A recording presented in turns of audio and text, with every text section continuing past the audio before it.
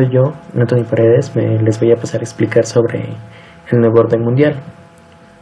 Para empezar, el nuevo orden mundial surge a partir de la Segunda Guerra Mundial y empieza a tomar fuerza y relevancia tras la Guerra Fría. Este término surgió en el siglo XVIII y se consolidó en el siglo XIX, hasta la actualidad. Actualmente Estados Unidos es una de las potencias mundiales más fuertes, la que más se ve en el nuevo orden mundial, por lo cual esto lidera en el sistema económico, ya que este formó tratados en el pasado que le influyeron bastante en la moneda del comercio internacional. Esto surgió a que Estados Unidos tenía mucho acceso al oro, el cual lo usaba como moneda de intercambio para generar más ingresos en el país. Uno de los acuerdos firmados por todos los países fue el de Bretton Woods. Este fue firmado en 1944 por 44 de los países que conforman el nuevo orden mundial. Como les mencioné antes, Estados Unidos utilizó el oro para poder generar más ingresos, el cual en ese tiempo era a $35 la onza. Y así fue generando poco a poco, lo cual le convirtió en el país líder en el sistema económico. La Reserva Federal se crea en 1913 por un consenso entre los líderes políticos. En este caso, Estados Unidos le pudo formar el Banco Central, que le permitía dar una liquidez al país hasta el día de hoy. De acuerdo a Bretton Woods, permitía que otros países pudieran vender oro a cambio de dólares. Es así que Estados Unidos pudo comprar a otros países con el oro que sostenía. Ahora, esto sucedió en su tiempo para formar la nueva orden mundial, y uno de los ejemplos en los cuales se puede decir que se le conoce como el nuevo orden mundial en Ecuador es cuando una persona solicita algún préstamo en alguno de los bancos. Cuando solicita este préstamo se le da un tiempo determinado para que realice el pago. Ahora, si no se realiza este pago, el banco si ya se tarda por mucho tiempo, el banco procede a retirar bienes propios del cliente, y esto es un claro ejemplo de que en este caso las instituciones financieras hacen que en este caso las personas pobres soliciten un préstamo, y mientras que los ricos no tienen ninguno de estos problemas. Y ahí surge la frase: el socialismo para los ricos y el capitalismo para los pobres.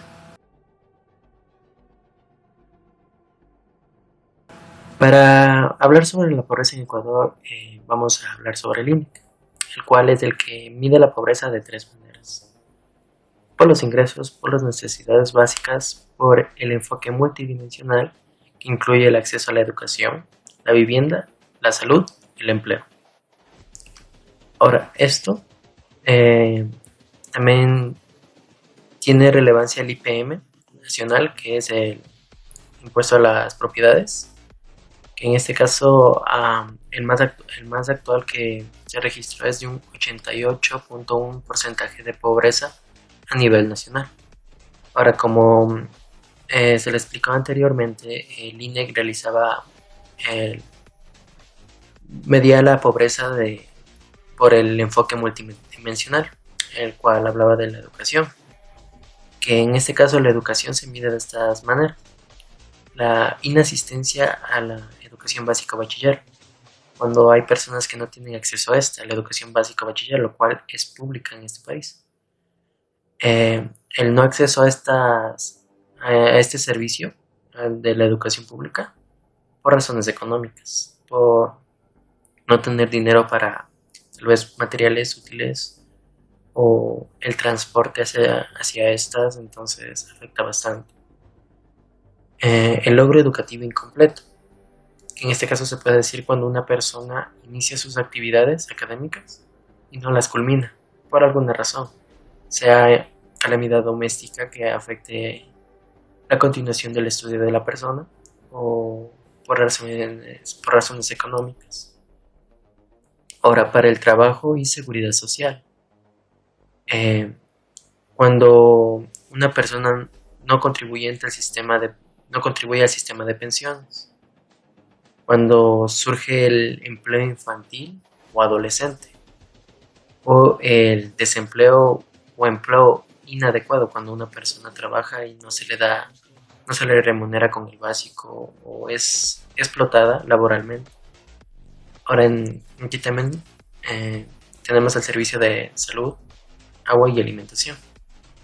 Ahora, esto se verificaría si este servicio de agua o red pública no se encuentra cerca de tu sector o esta no puedas tenerla por no cumplir con el pago mensual.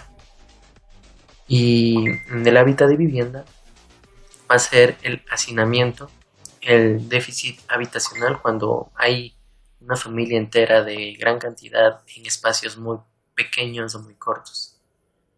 El sin servicio a la recolección de basura cuando estás en un sector donde no tiene acceso al recolector de basura o no tienes los basureros barriales, que en este caso hay muchos de los sectores que no se encuentran.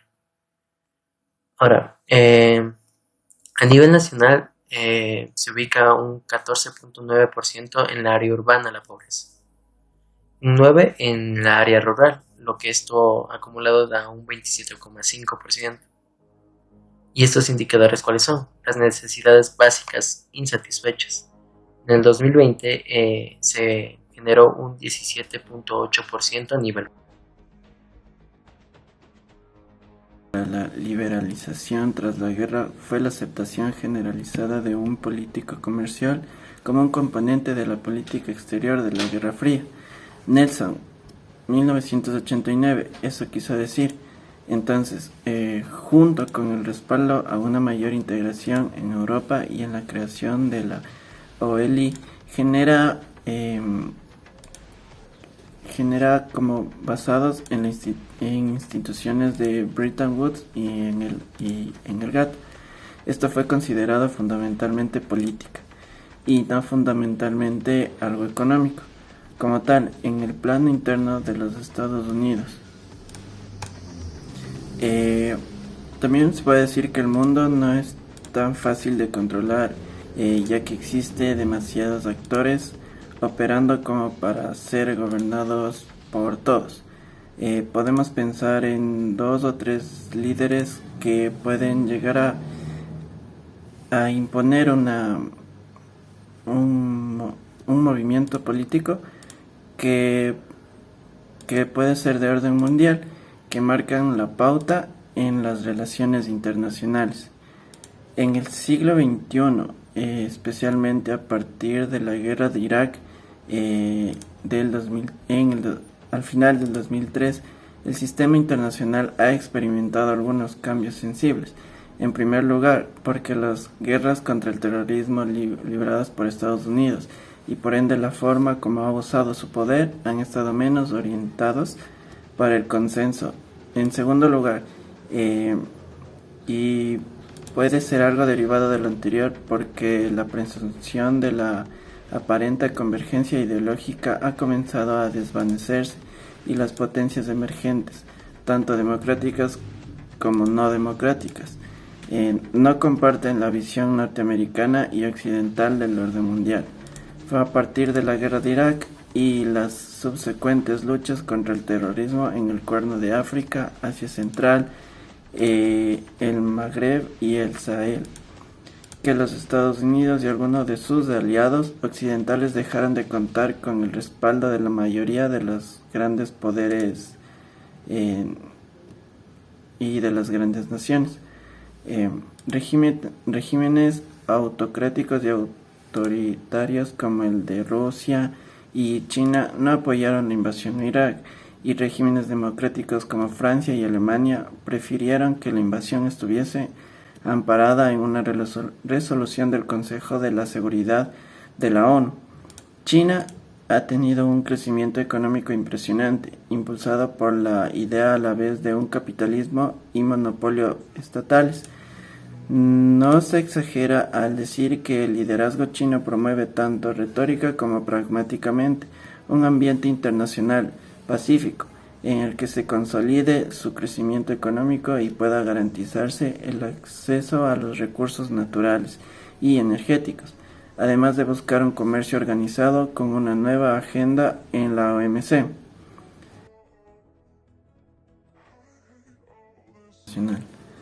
Se llama organismos internacionales u organizaciones internacionales a todas aquellas asociaciones o grupos organizados cuya área de acción se extiende más allá de las fronteras de un Estado o nación y que poseen una estructura orgánica permanente, centrada en el cumplimiento de algún tipo de objetivos en torno al bienestar común. Esto se trata de agrupaciones internacionales muy bien estructuradas, independientes de los estados en donde actúan y que persiguen diversos objetivos informativos, humanitarios, integracionistas, etc. Se encuentran sujetos al derecho público internacional, poseen capacidad jurídica y en algunos casos capacidad autónoma de obrar. Existen tipos de organismos internacionales propuestas por la Organización de las Naciones Unidas en base a su naturaleza y el modo en que se constituye. Generalmente esto significa distinguir entre las que poseen representación del Estado y las que no, del siguiente modo.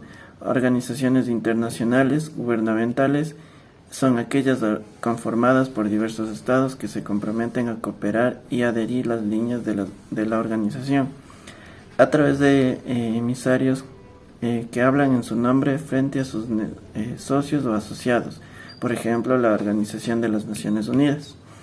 El otro tipo son organizaciones internacionales no gubernamentales. Son aquellas que no están conformadas por los estados, sino por actores privados, agrupaciones sociales, agrupaciones humanitarias o ecológicas sin fines de lucro, que actúan en distintas regiones como alternativa a los poderes estatales. Funciones de los organismos internacionales. Estas organizaciones pueden cumplir determinadas funciones, de acuerdo al espíritu al que obedecen y a las necesidades puntuales de sus estados miembros, procurando siempre una acción concertada, aunque sean a veces unilateral, en un entorno al bien común.